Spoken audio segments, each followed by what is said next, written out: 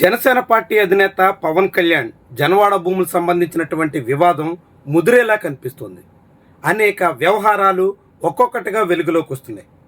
తాజాగా కీలకమైనటువంటి విషయం ఒకటి బయటకు వచ్చింది. జనవాడ భూములన్నీ చట్టబద్ధంగానే కొనుగోలు చేశారు, అక్కడ ఎటువంటి నిబంధనలు ఉల్లంఘనలు లేదు, అసలు కొనుగోలు చేసినటువంటి భూమిని కబ్జాని చిత్రీకరించడమే చాలా నేరం అని జనసేన పార్టీ వాదన వినిపిస్తోంది.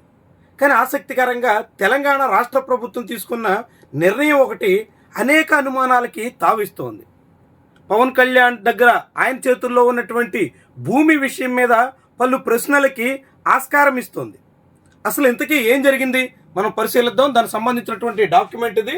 తెలంగాణ గవర్నమెంట్ రెవెన్యూ డిపార్ట్మెంటు నేరుగా కలెక్టర్ రంగారెడ్డి జిల్లా సి నారాయణ రెడ్డి, కమిషనర్కి inspector general of registration and stamps and registration డిపార్ట్మెంట్కి ఇన్స్పెక్టర్ జనరల్కి రాసినటువంటి లేఖ.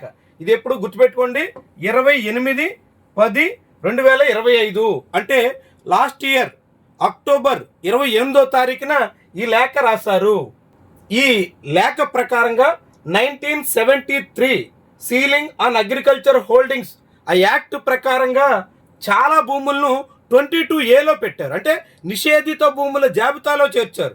ఆ భూముల్లో ఎటువంటి క్రయ విక్రయాలు కానీ ఇతర లావాదేవీలు కానీ జరగడానికి వీలు లేకుండా ప్రభుత్వం నిషేధిత భూముల జాబితాలో అనేక భూముల్ని చేర్చింది. రంగారెడ్డి జిల్లాకు సంబంధించి ఈ జాబితాలో చేరి అందులో ముఖ్యంగా శంకరపల్లి మండలం జన్వాడ గ్రామానికి సంబంధించినటువంటి భూములు కూడా అనేకం ఉన్నాయి. అవి ఏవి ఏ సర్వే నెంబర్లో ఉన్నాయని చూస్తేనే మనకి ఈ అనుమానాలు పెరగడానికి ఆస్కారం వస్తుంది. జన్వాడ గ్రామానికి సంబంధించినటువంటి శంకరపల్లి మండలంలో ఉన్న సర్వే నెంబర్లు వరుసగా ఏ సర్వే నెంబర్లో ఎంతెంత భూమి ఇలా నిషేధిత జాబితాలో చేరింది అనేటువంటి వివరాలు మనకున్నాయి. ఇలా వందల ఎకరాల భూముల్ని సర్వే నెంబర్ల ఆధారంగా నిషేధిత భూముల జాబితాలో చేర్చారు. 22A కింద వాటన్నిటినీ ఎటువంటి లావాదేవీలు లేకుండా అడ్డుకున్నారు. కానీ ఒకే ఒక్క సర్వే నెంబర్లో, అది కూడా చాలా కీలకంగా ఒకే ల్యాండ్కి సంబంధించినటువంటి భూముల్లో అటు ఇటు కూడా నిషేధిత జాబితాలో పెట్టి కేవలం మధ్యలో భూమిని మాత్రం దాని నుంచి తప్పించినట్టుగా మనకి కనిపిస్తుంది. ఇప్పుడు పవన్ కళ్యాణ్ 10 ఎకరాల జన్వాడ గ్రామానికి సంబంధించినటువంటి భూమి సర్వే నెంబర్ 706లో ఉంది. కోడి చెరువు దానికి సంబంధించినటువంటి కట్ట ఆ ల్యాండ్లో FTL నిబంధనలు ఉల్లంఘించారు అనే ఆరోపణలు వస్తున్నాయి. అది 706 సర్వే నెంబరు. ఇప్పుడు ఈ జాబితాలో ఈ 22Aలో పెట్టినటువంటి భూములు చూస్తే 707 ఉంది. చాలా క్లియర్గా కోడి చెరువు కట్ట చాలా క్లియర్గా చూడొచ్చు. కోడి చెరువు కట్ట 705 ఉంది.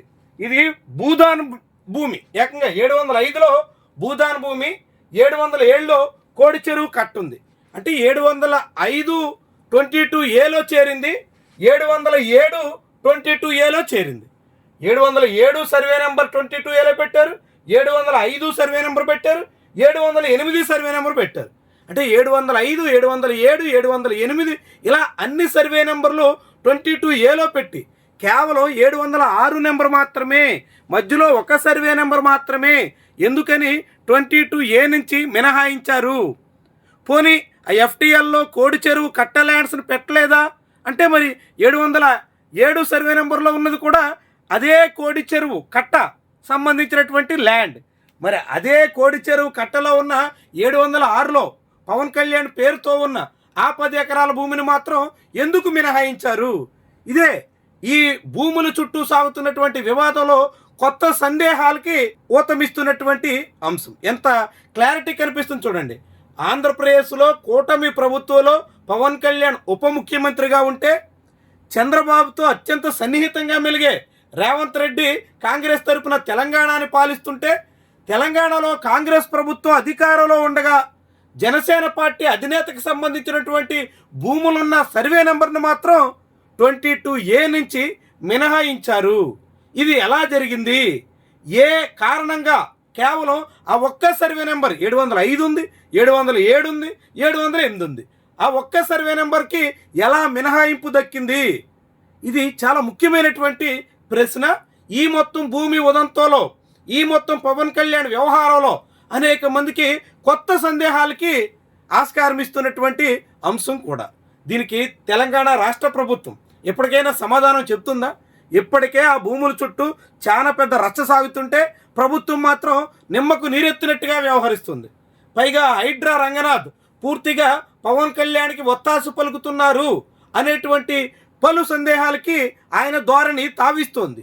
ఇలాంటి తరుణంలో ఇప్పుడు రంగారెడ్డి జిల్లా కలెక్టర్ 28 అక్టోబర్ 2025 నాడు ఇచ్చినటువంటి ఆర్డర్ ప్రకారంగా ఎందుకని కేవలం పవన్ కళ్యాణ్ సంబంధించినటువంటి 706 సర్వే నెంబర్లో ఉన్న భూముల్ని, అదే కోడి చెరువు కట్ట భూముల్ని, FTL పరిధిలో ఉన్న శకం భూముల్ని మినహాయింపు ఇచ్చేశారు, మిగిలినటువంటి వాళ్ళ భూములు మాత్రం 22A పెట్టారు, దీని వెనక మొదలబేంటి, ఇది తేలాల్సినటువంటి అంశం. ఈ ఉదంతంలో ఇంకా మరికొన్ని సంచలన వ్యవహారాలు వెలుగులోకి వచ్చేలా కనిపిస్తున్నాయి.